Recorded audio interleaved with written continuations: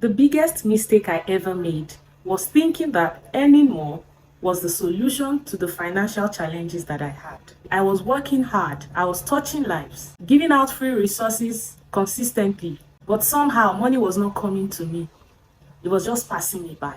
In my first video on this channel about finances, I talked about fixing your money mess. Though I am not a finance coach, so many of you resonated with that video. Because let's be honest, career moms, career women are tired of the financial struggles that they face. What then changed my life? I actually stopped chasing money.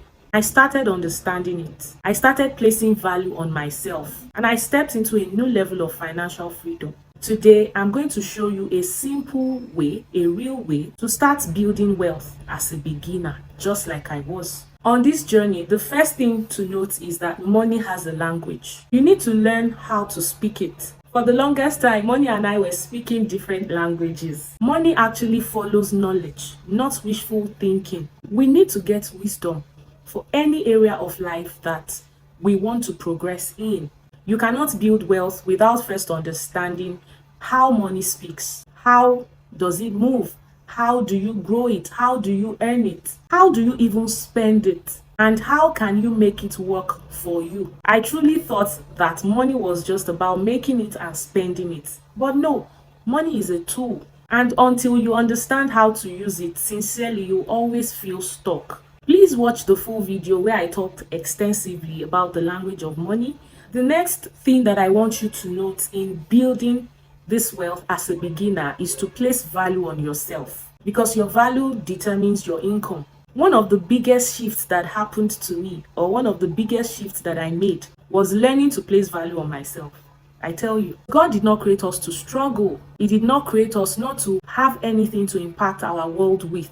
Genesis chapter 1 verse 28. It says, "Be fruitful and multiply." And this is not just in having kids. It also speaks to opportunities, wealth, and impact. Because fruitfulness starts with actually first recognizing that you are an asset, that you are a blessing. When you don't see your worth, you would underprice yourself. You would underprice your value. You will settle for low pay and you will struggle financially. God did not create us to manage through life. So the wealth you desire starts with how you see yourself. I want you to do this.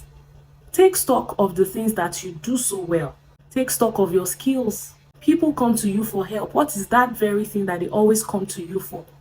Write it down. Can you package that into something profitable? It could be teaching, it could be coaching, it could be consulting, or even a digital product. So ask yourself, what do I know? What do I do well at this level that I'm in right now? What can I offer that people already benefit from? That very thing is value. Look at how you can turn that into an income stream. It could even be that you organize things so well. Can you offer it as a service? Maybe you give career advice to friends. Can that become coaching? Start with what you have and believe God to lead you. Then the next thing is to stop relying on one source of income. If all your money is coming from one place, then what will happen when that source shakes?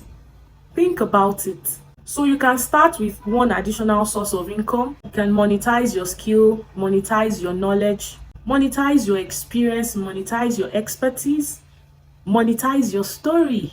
It could just be you setting up a small business that does not require a huge capital. Mostly a service works.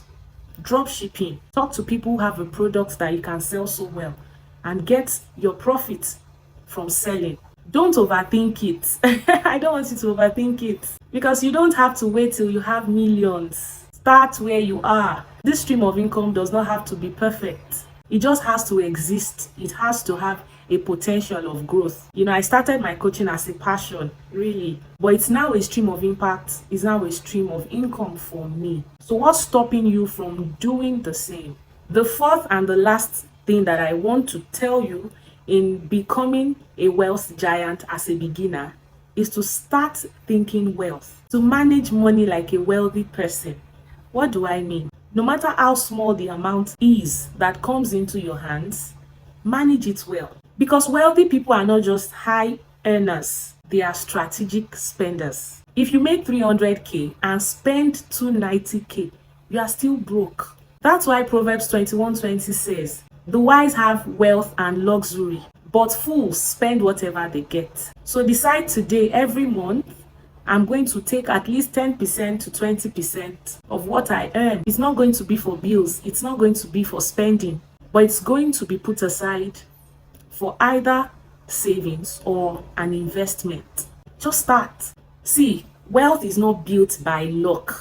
It's built by decisions. Start speaking the language of money. Place value on yourself. Open up new streams of income, trusting God as you do. And manage money like the wealthy you that God has made. Small intentional steps lead to big financial success. If you found this helpful as a career mom, please let me know what you think in the comment section. What have you learned from this video? Did this video help you in any way? Please like this video, share with your friends, and don't forget to subscribe. I'm going to see you in my next video. Thank you for watching. Bye.